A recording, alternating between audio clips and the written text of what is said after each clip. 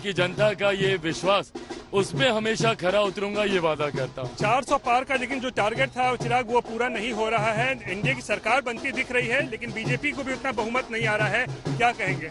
मुझे लगता है कि एनडीए जब साथ में बैठेगा उसमें मंथन किया जाएगा। बट अभी ये खुशी की बात है कि तीसरी बार मेरे प्रधानमंत्री जी के नेतृत्व में हम लोग सरकार बनाने जा रहे हैं, एनडीए की मजबूत सरकार बनाने जा रहे हैं। मोदी जी के साथ ही रहेंगे कि नहीं, क्योंकि बहुत सवाल उठ रहे हैं चिराग। प्रधानमंत्री जी का हनुमान हूँ, जब विपरीत परिस्थिति में उनका साथ नहीं छोड़ा। आज तो सरकार बनाने की बात है, मजबूती से सरकार बनाएंगे और 5 साल तक प्रधानमंत्री जी के नेतृत्व में सरकार चलेगी। इंडिया गठबंधन के लोग नीतीश कुमार पे डोरे डाल रहे हैं कि आ जाए तो डिप्टी पीएम और क्या क्या बना मेरे मुख्यमंत्री की एक अहम भूमिका रही है एनडीए के इस प्रदर्शन में। ऐसे में साथ में मिलकर हम लोग चुनाव लड़े थे, साथ मिलकर सरकार बनाएंगे और 5 साल तक मजबूती से इस सरकार को मैं, मेरे मुख्यमंत्री, मेरे प्रधानमंत्री, तमाम एनडीए के घटक दल मिलकर इस सरकार को चलाएंगे। सब एकजुट है, सब एकजुट है, मजबूती। क्या बात है, मैं, मेरे मुख्यमंत्री, मेरे प्रधानमंत्री सब मिलकर सरकार चलाएंगे। ये तो बिल्कुल, ये जो परिवार वाली इन्होंने बात की है ना, दिल जीत लिया है इन्होंने सबका। शिल्पी, अब यही चीज दरअसल हम देखना चाहते हैं उस नेतृत्व में भी, केंद्रीय नेतृत्व में भी, कि भाई वो नेतृत्व भी किसी भी हाल में कमजोर ना होने पाए। क्योंकि अगर केंद्रीय नेतृत्व किसी भी हाल में कमजोर होता है किसी भी वजह से, तो फिर वो देश को कहीं ना कहीं वो भुगतना पड़ता है।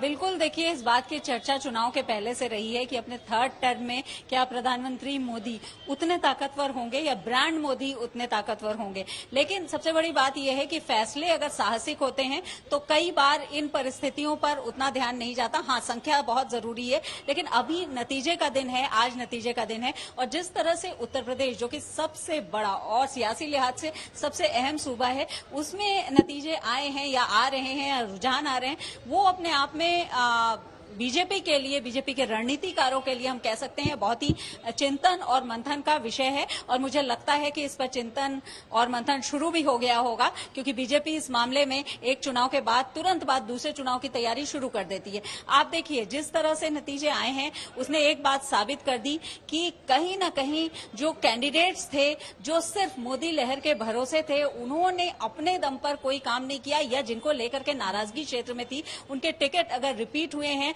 तो उसका खामियाजा पार्टी को भुगतना पड़ा। दूसरी बात यह है कि जो नोटा वाले, जो हम कह सकते हैं नोटा पर जिन्होंने बटन दबाया है, वो कहीं ना कहीं वो वोट होते हैं जो हम कह सकते हैं सत्तारूढ़ पार्टी को ही नुकसान देते हैं, यानी कि सांसद पर लोगों का, उनके क्षेत्र के भरोसा नहीं रहा। तीसरी बात यह है कि महिलाओं को, जो लाभार्थी वर्ग एक बड़ी संख्या में विधानसभा चुनाव में बीजेपी के लिए वोट किया था, एनडीए के लिए वोट किया था, उनको, उनके ऊपर बहुत ज्यादा भरोसा जताया। लेकिन उत्तर प्रदेश में इस बार जाति की राजनीति उसी तरह से चली थी। कहा जाता है बिहार और यूपी मंडल की प्रयोगशाला है, तो ऐसे में एक बार फिर से वो जो जातियों का वर्चस्व है चुनाव में, वो दिखाई पड़ रहा है साफ तौर पर। और हम कह सकते हैं कि जातिगत पॉलिटिक्स चुनाव में भी हुई है। हाँ, अखिलेश यादव का जो पीडीए है, जिस पर पहले शुरुआत में लोगों ने उतना भरोसा नहीं जताया, अब इस बात को मानना ही पड़ेगा कि कहीं ना कहीं उसकी बात लोगों को समझ में आई है, पीडीए की बात। और सबसे बड़ी बात, इस फैक्टर को भी आप देख सकते हैं कि जिस तरह से युवाओं में नाराजगी थी,